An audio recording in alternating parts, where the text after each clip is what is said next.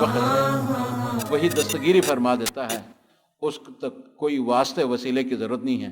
اگر واسطہ وسیلہ دینا تو اپنے نیک عمل کا واسطہ دے دو، اور اللہ کے نیک ناموں، اچھے اچھے ناموں اور صفات کا واسطہ دے دو، لیکن کسی کے واسطے طفیل کسی کا کوئی حق نہیں، اگرچہ وہ امام الانبیاء ہی کیوں نہ ہو صلی اللہ علیہ وسلم۔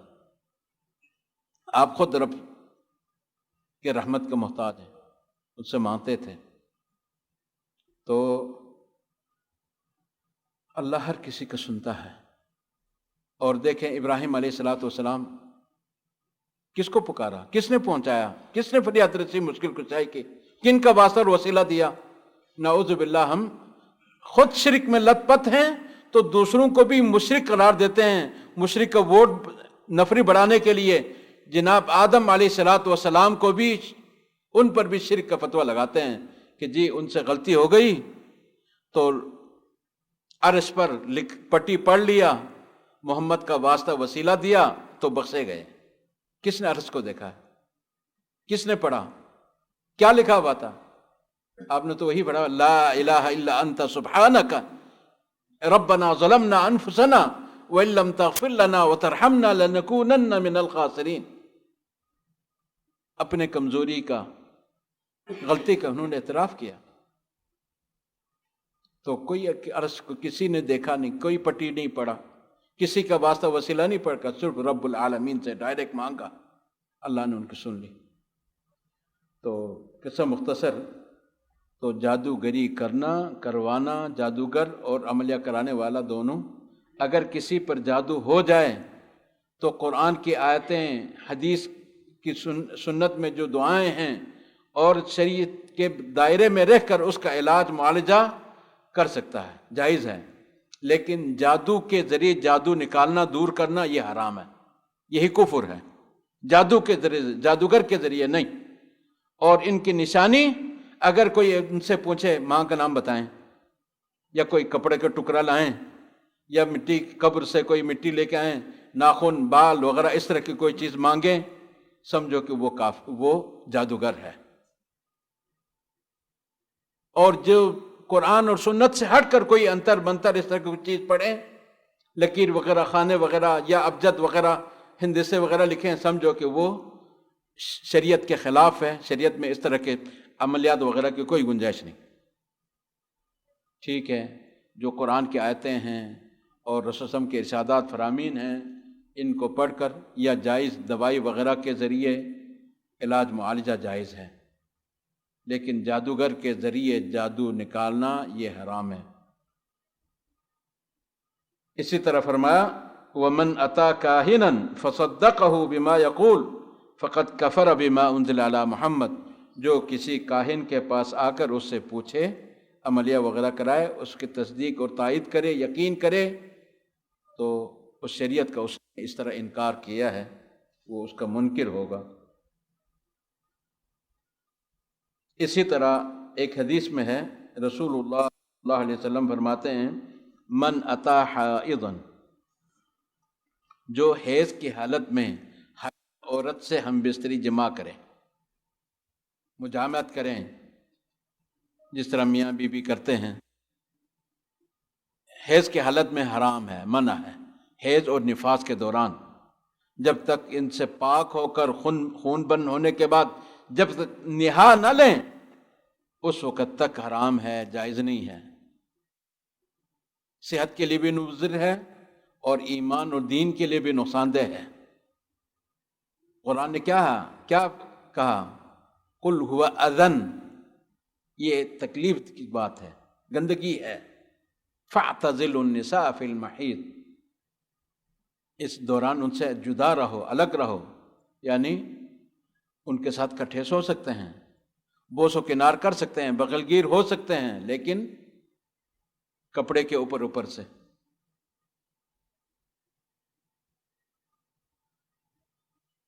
مجامعت یہ حرام ہے۔ کب تک؟ وَلَا تَقْرَبُوهُنَّ حَتَّى يَطْهُرْنَ فَإِذَا تَطَهَّرْنَ، جب خون بن ہو کر نہا لیں، پھر فَأْتُوهُنَّ مِنْ حَيْثُ أَمَرَكُمُ اللَّهُ، وہیں سے آئیں، اسی راستے میں جمع کریں جس کا اللہ نے حکم دیا ہے۔ اس کو کھیتی قرار دیا ہے زمین۔ آپ کھیتی کاشت کہاں کریں گے؟ سیم تھوڑی جگہ پر، یا جہاں تارکول لگا ہو اس پر، جہاں لینٹر چونا گچ ہو وہاں، جہاں سیمنٹ لگا ہو اس پر کریں گے، یا اصل زمین جہاں جو نرم پولی زمین ہو وہاں کریں گے؟ جہاں سے فصل اگے وہ کیا ہے؟ اگلے شرمگاہ ہے۔ خواہ آگے سے کرو یا سامنے سے کرو، کرنا سامنے والے چھوٹے پیشاب کے راستے میں، بڑے راستے میں مجامعت کرنا حرام ہے۔ اسی لیے ملعون اس شخص پر لعنت اور پھٹکار ہے، من اتی امرأۃ فی دبورہا، اس کے پچھلا راستہ استعمال کرے، اون ہے، اس پر لعنت اور پھٹکار ہے۔ لیکن حیض سے پاک ہونے کے بعد اگلے راستے کو ہی استعمال کرنا ہے، نہانے دھونے کے بعد۔ اگر نہانے سے پہلے اس سے جمع کرے، خون بند ہونے کے بعد نہانے سے پہلے، تو وہ نصف دینار صدقہ کرے، کفارے میں دیں۔ اگر خون بند ہونے سے پہلے کیا ہے تو پھر دینار کفارے میں دے، صدقہ کریں، توبہ استغفار کریں۔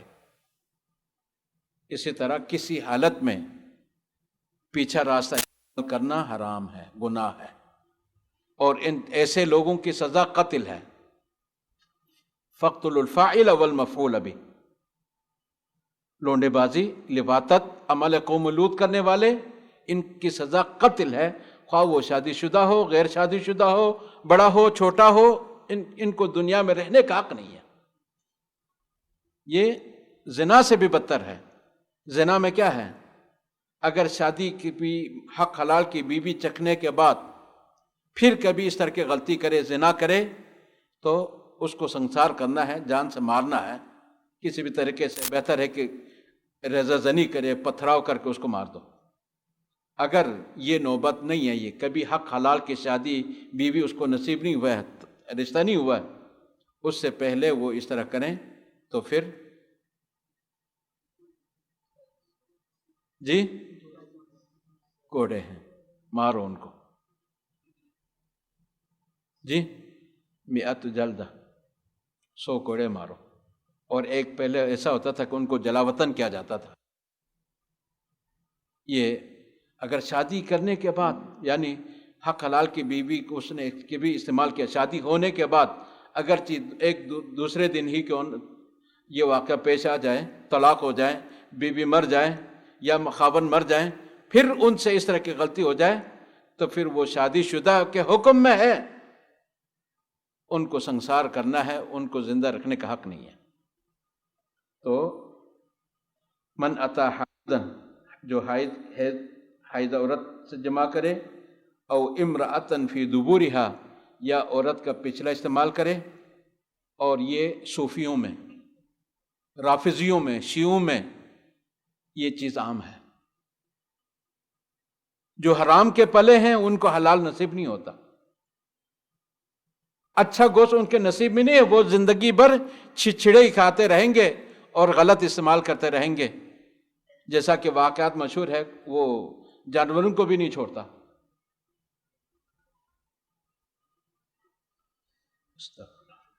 او کاہنن، یا کسی کاہن کے پاس آئے، فصدقہ، اس کی تصدیق کرے، تو بما یقول فقد کفر بما انزل علی محمد، وہ کافر ہو جاتا ہے شریعت کا۔ یہ سب ایک جرم ہے، ان سے بچنا ضروری ہے۔ یہ سنن ابن ماجہ کی روایت ہے۔ تو 13 نمبر پر جو ناقض ہے وہ جادو کرنا یا کروانا۔ پہلے ان سے عملیہ کرانا، کاہن اور عراف سے۔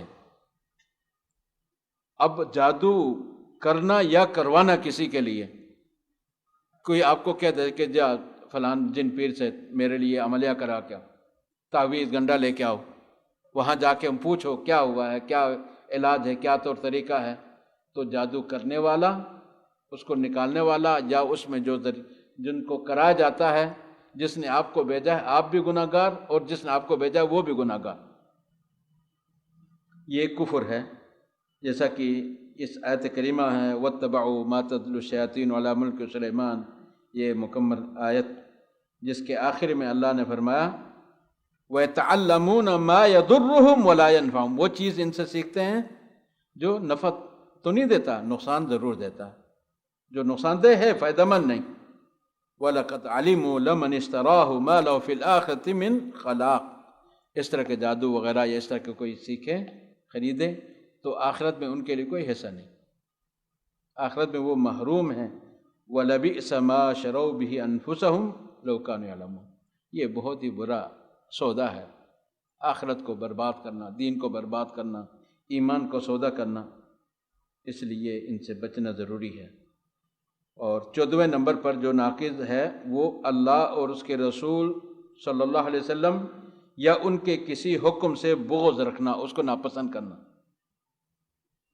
اس کو دل سے تسلیم نہ کرنا۔ بے شک عمل کریں لیکن باری بوجھل چٹی سمجھ کر،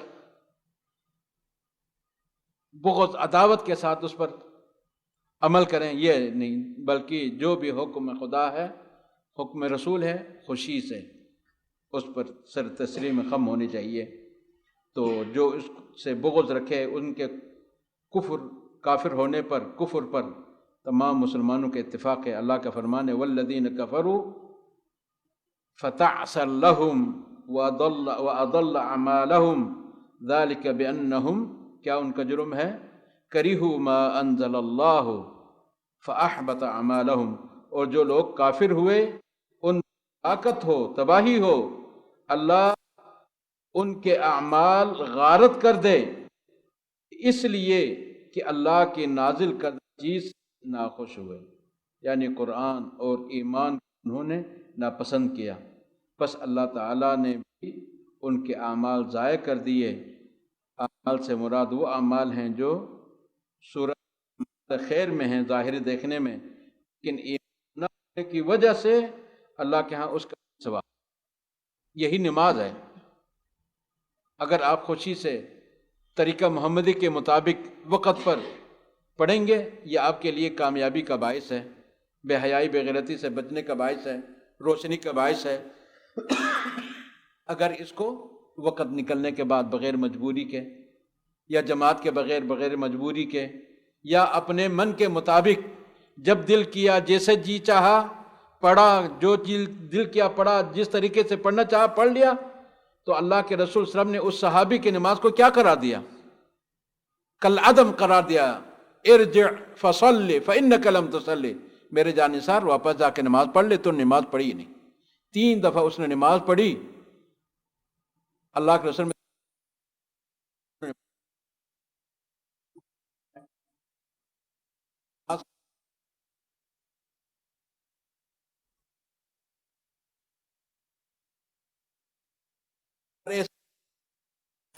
پر لعنت اور پھٹکار بھیجتے ہیں، ان کے لیے بددعائیں دیتے ہیں، ہلاکت، تباہی، بربادی کا۔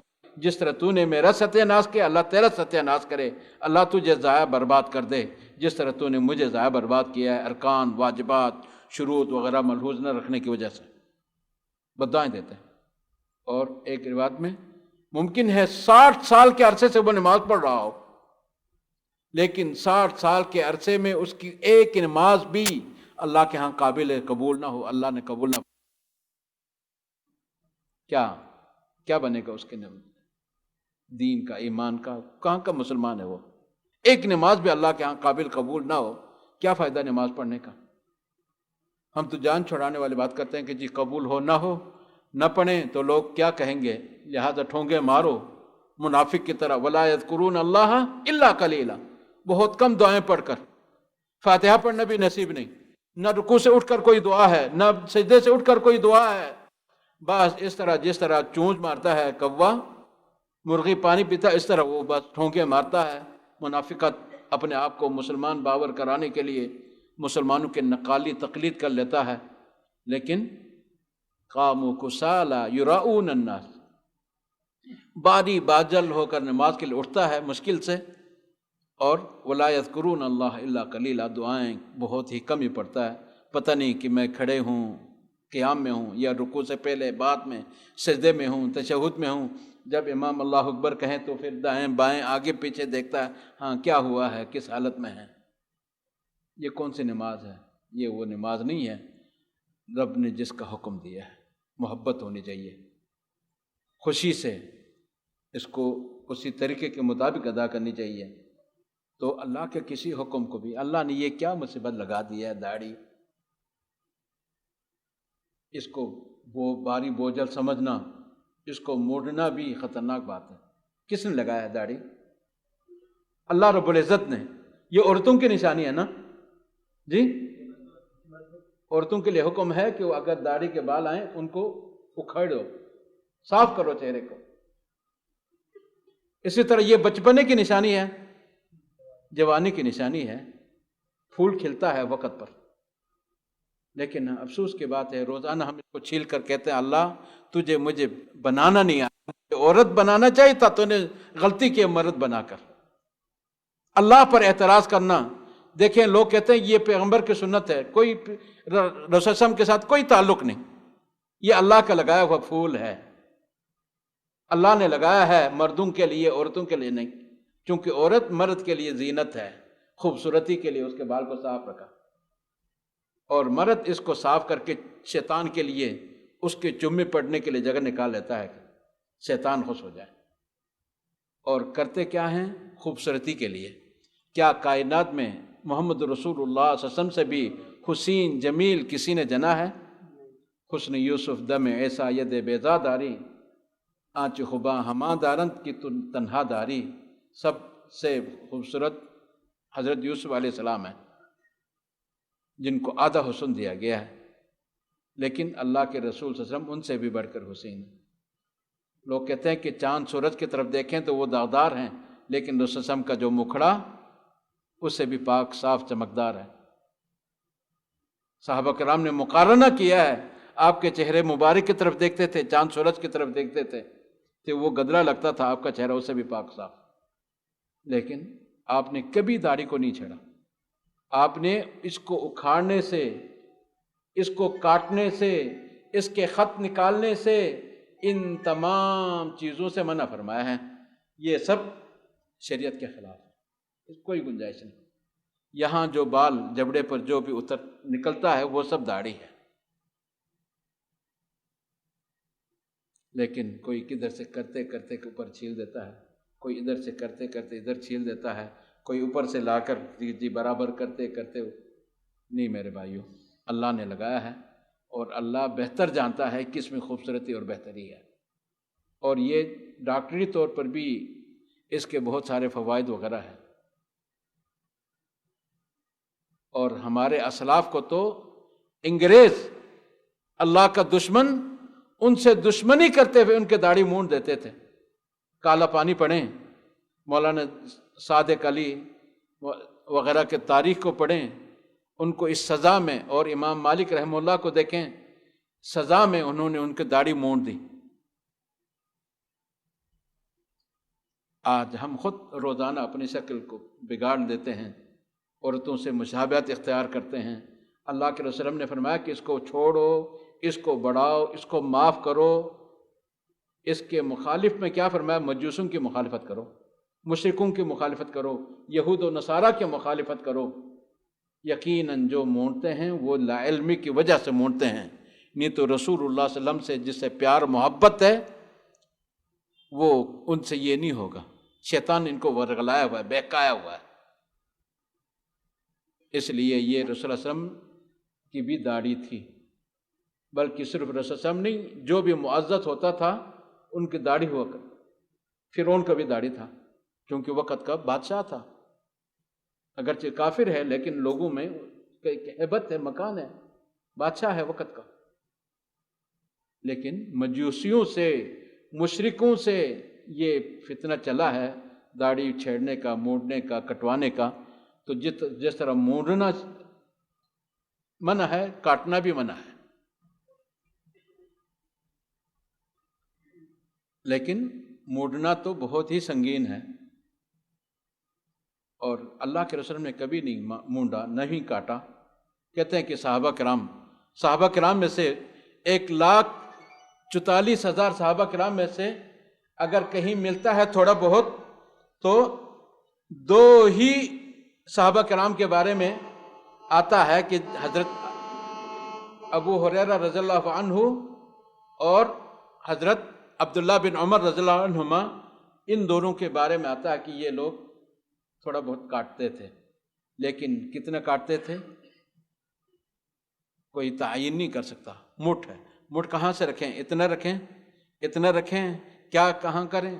مٹھ رکھو تو صحیح، لیکن چھوڑ دو، اللہ کے رسول کا حکم ہے اس کو معاف کر دو، مت چھیڑو، اس کو لمبا کرو، بڑھاؤ۔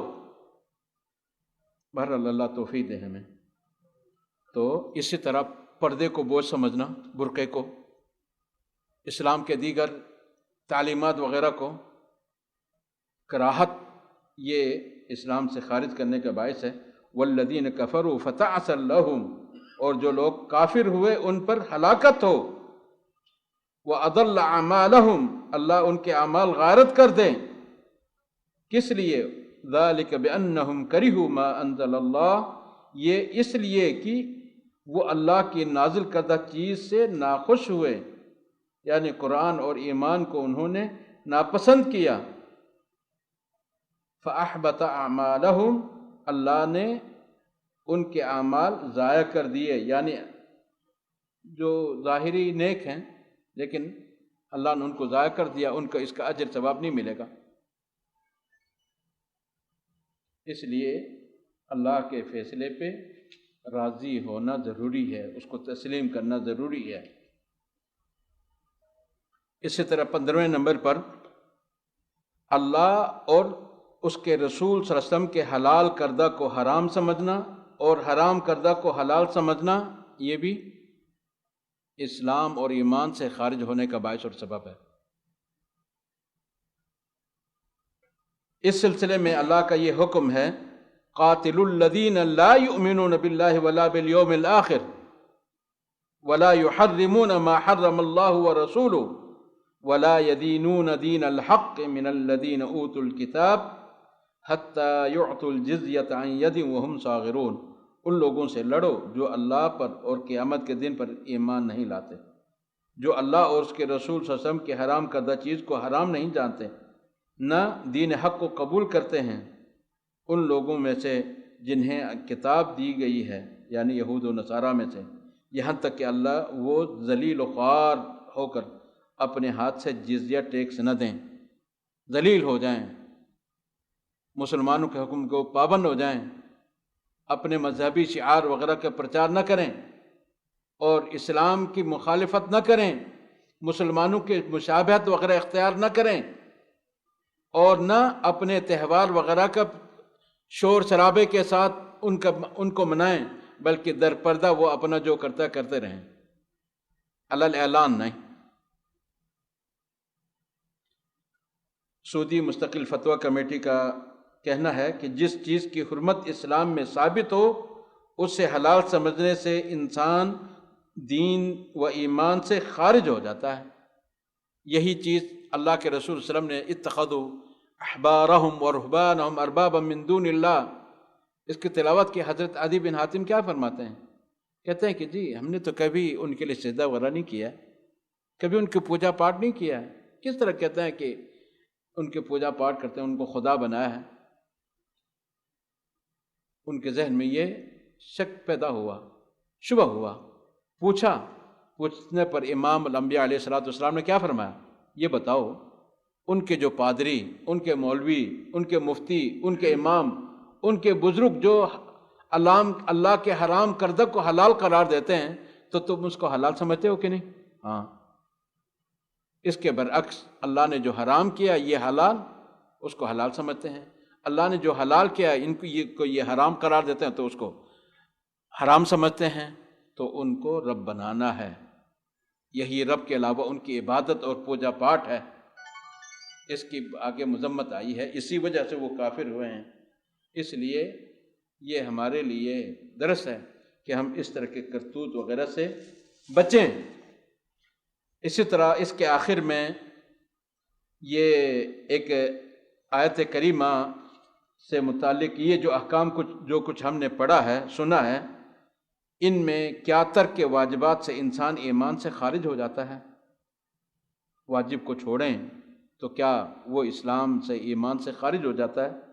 اس سلسلے میں یہاں کے مفتی شیخ عبدالعزیز بن باز رحمہ اللہ لکھتے ہیں، جب کوئی زکوٰۃ، روزہ، حج اور باقی امور واجبہ کے وجوب کا اعتقاد رکھتا ہے، کہتا ہے کہ یہ واجب ہیں، فرض ہیں، ضروری ہیں، لیکن ان میں تساہل کی وجہ سے ان کو ادا نہیں کرتا، کوتاہی سے، تو وہ کافر نہیں ہوگا، بلکہ اس کا ایمان کمزور اور ناقص ہو جاتا ہے۔ آخر آہستہ آہستہ ممکن ہے کہ وہ اسلام سے خارج ہو جائے، بالکل ختم ہو جائے، کیونکہ ایمان میں حسب اعمال کمی بیشی ہوتی رہتی ہے، جیسا کہ اہل سنت جماعت کا یہی موقف ہے۔ البتہ نماز واحد ایسا واجب عبادت ہے جس کا ترک کرنا کفر ہے، خواہ انسان اس کے وجوب کا انکار نہ بھی کرتا ہو، ادا نہ کرے تو وہ انکار ہی ہے۔ تو علماء کا صحیح ترین قول یہی ہے کہ اس سے وہ نماز کے چھوڑنے سے وہ کافر ہو جاتا ہے۔ اسی لیے امام ابو حنیفہ رحمۃ اللہ علیہ وغیرہ کا کہنا ہے، ائمہ کا، کہ اس سے توبہ کرا جائے، جیل میں ڈالیں، قید و بند میں کوڑے برسائیں اسے، اگر وہ توبہ کر کے نماز کی پابندی کریں تو اس کو چھوڑ دو، نہیں تو نہیں، جیل میں رکھو مرنے تک، اس کو قتل کر دو۔ کیا کبیرہ گناہ کا مرتکب انسان ایمان سے خارج ہو جاتا ہے؟ اولاً یہ بات واضح رہنی چاہیے کہ کبیرہ گناہوں کی دو قسمیں ہیں۔ ایک قسم وہ ہے جو انسان کو دین و ایمان سے خارج کر دینے والی ہے، جیسے کفر اکبر، شرک اکبر وغیرہ، اور دوسری قسم وہ ہے جو دین و ایمان سے خارج تو نہیں کرتی مگر فاسق بنا دیتی ہے، جیسے زنا کرنا۔ اللہ کے رسول کا فرمان ہے، وَلَا يَزْنِ الزَّانِي حِينَ يَزْنِي وَهُوَ مُؤْمِنٌ۔ زانی جب زنا کرتا ہے تو اس وقت وہ مومن نہیں رہتا، اس کا ایمان نکل جاتا ہے، چھن جاتا ہے، وہ بے ایمان ہو جاتا ہے، وہ اس وقت ایماندار نہیں رہتا۔ اسی طرح وَلَا يَسْرِقُ السَّارِقُ حِينَ يَسْرِقُ وَهُوَ مُؤْمِنٌ۔ چور جب چوری کرتا ہے اس وقت ایمان اسے چھن جاتا ہے، اس وقت وہ مومن نہیں رہتا۔ اور اسی طرح شرابی جب شراب پیتا ہے اس وقت اس کا ایمان باقی نہیں رہتا، وہ ایمان سے خالی ہو جاتا ہے، چھن جاتا ہے، بے دین ہو جاتا ہے اس وقت۔ اسی طرح سودی کاروبار، لین دین وغیرہ بھی اسلام اور ایمان کے منافی ہے، بے دین ہو جاتا ہے، چونکہ اللہ کے ساتھ اعلان جنگ ہے۔ وَذَرُوا مَا بَقِيَ مِنَ الرِّبَا إِن كُنتُم مُؤْمِنِينَ۔ اگر ایمان ہے تو سود کا لین دین چھوڑ دو، ایمان ہے تو۔ فَإِن لَّمْ تَفْعَلُوا فَأْذَنُوا بِحَرْبٍ مِّنَ اللَّهِ وَرَسُولِهِ۔ اگر سود سے باز نہ آؤ، لینا دینا نہ چھوڑیں، تو پھر اللہ اور اس کے رسول سے اعلان جنگ۔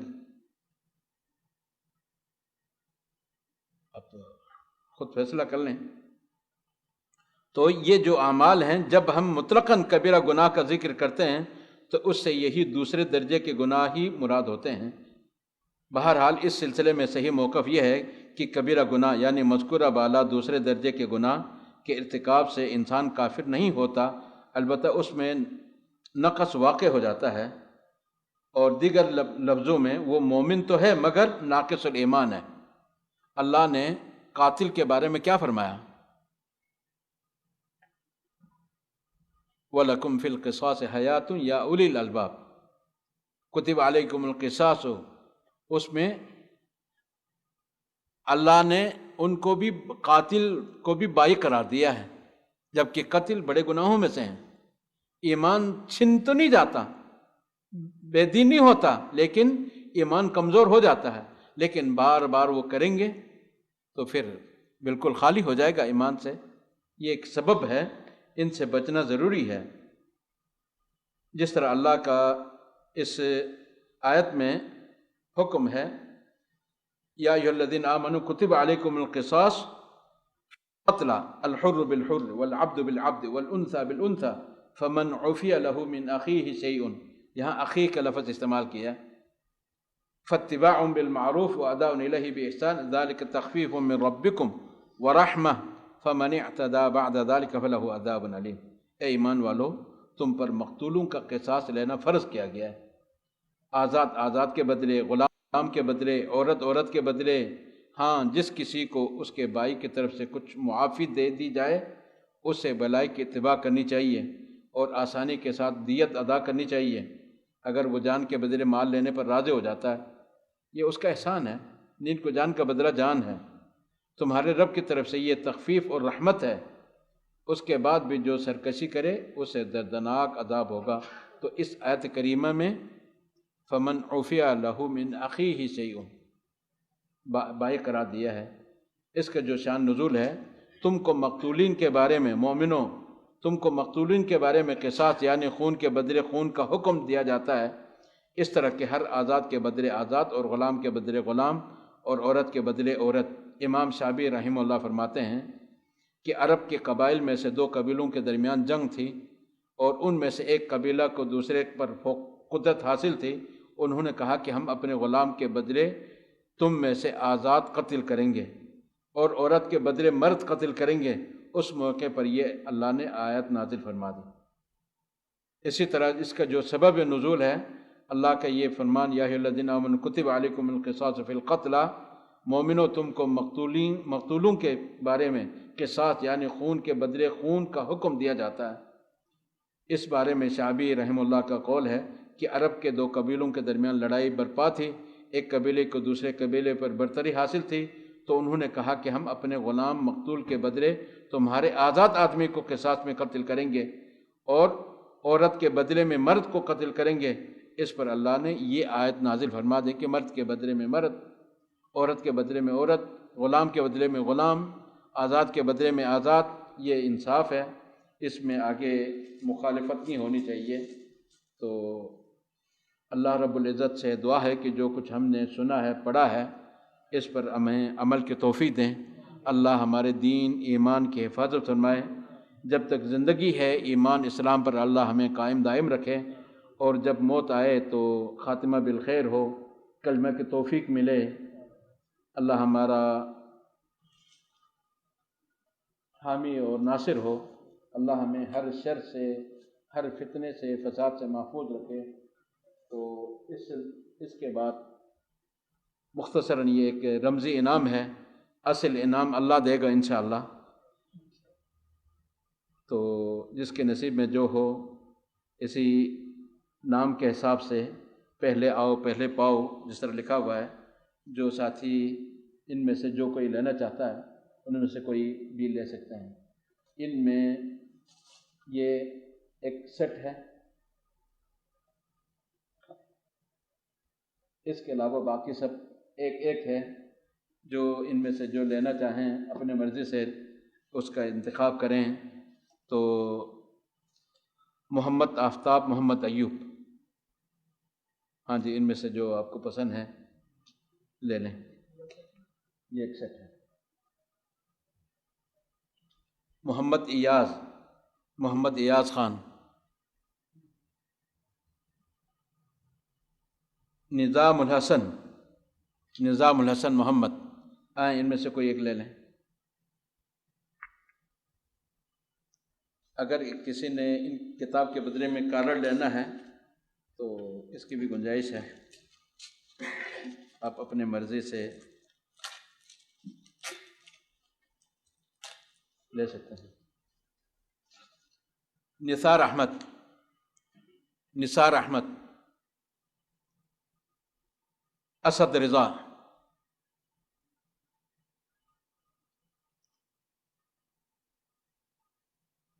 عمر حیات۔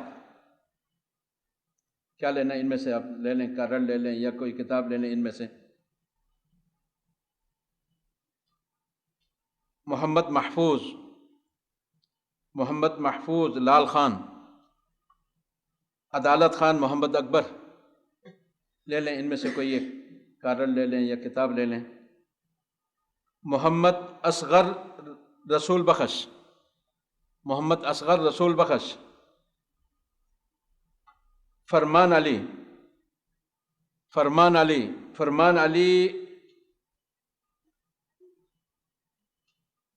سوار احمد،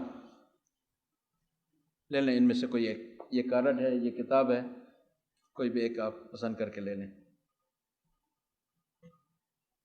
کاشف رضا، کاشف رضا، عبد الغفور، عبد القیوم.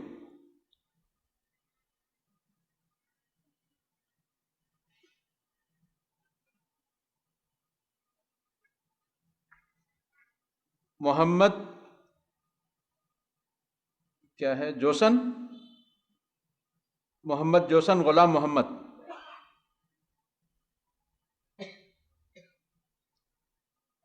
نہیں ہے. پرویز عالم.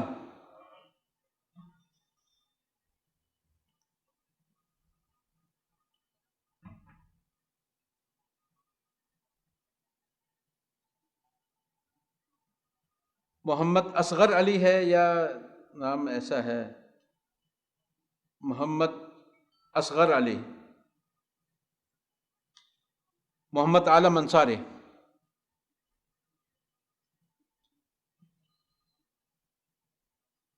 ان میں سے کوئی لے لیں، کارڈ لے لیں، کتاب لیں.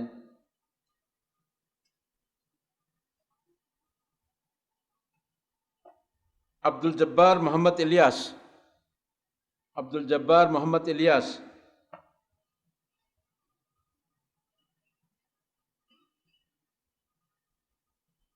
دانش،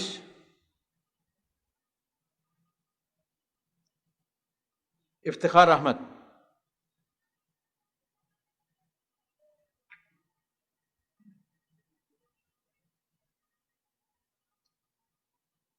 محمد آصف محمد عنایت.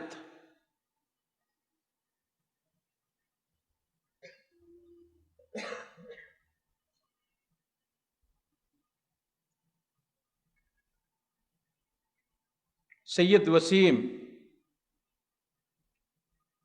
سید وسیم الدین. شہزاد احمد. سلامت اللہ، سلامت اللہ. اخلاق احمد. اچھا، ان میں سے کون کون باقی ہیں؟ نام نہیں لکھوایا؟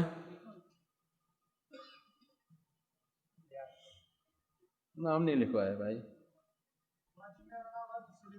جی چلو جی لکھ لیتے ہیں.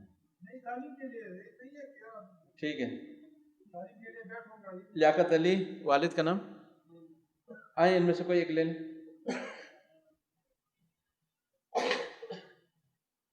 ہاں جی. محمد سعید، والد کا نام؟ جی محمد جمیل.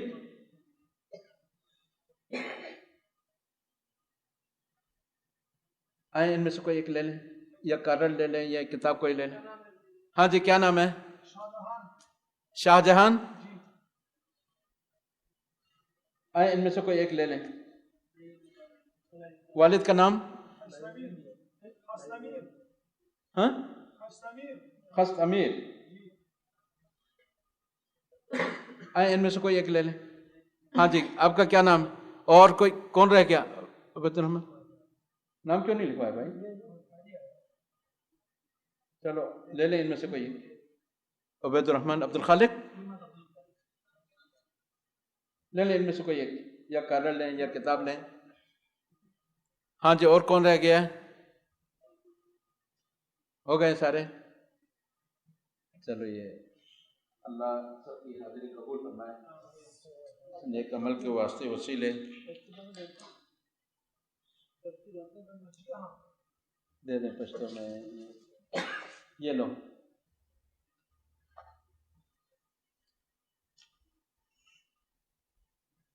یہ آپ کے نصیب کی بات.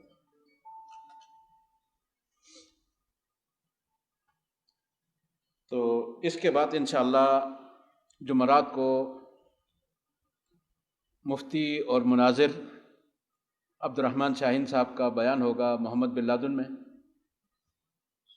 عشاء کے بعد، اور جمعے کو دلہ کے بعد مخطط ولی عہد میں مولانا منظور احمد صاحب جو نعت خوان ہیں ان کا خطبہ جمعہ ہوگا، جمعہ کا خطبہ جمعہ ہوگا دلہ کے بعد۔ اگر کسی نے جانا ہے تو وہاں کاکیا سے ملیں، ساتھ چلیں گے جمعے کو۔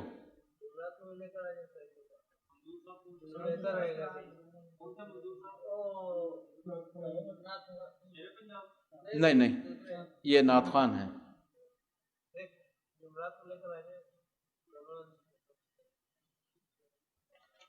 چلو دیکھ لیتے ہیں۔ تو اللہ رب العزت سے دعا ہے کہ وہ ہماری اس حاضری کو قبول فرمائے۔ انشاءاللہ اگلے مہینے میں کلمہ طیبہ لا الہ الا اللہ محمد رسول اللہ، جو کلمہ شہادت ہے، کلمہ طیبہ ہے، اس کے معنی، مفہوم اور اس کے جو تقاضے ہیں، شروط وغیرہ، اس پر کلاس ہوگی انشاءاللہ، کورس، لیکن جگہ کا اعلان موقع پر کریں گے انشاءاللہ۔ اللہ اس وقت تک ہمیں زندگی دے۔ وصلی اللہ تعالی علی خیر خلق محمد وعلی آلہ وصحبہ اجمعین۔ اور اسی طرح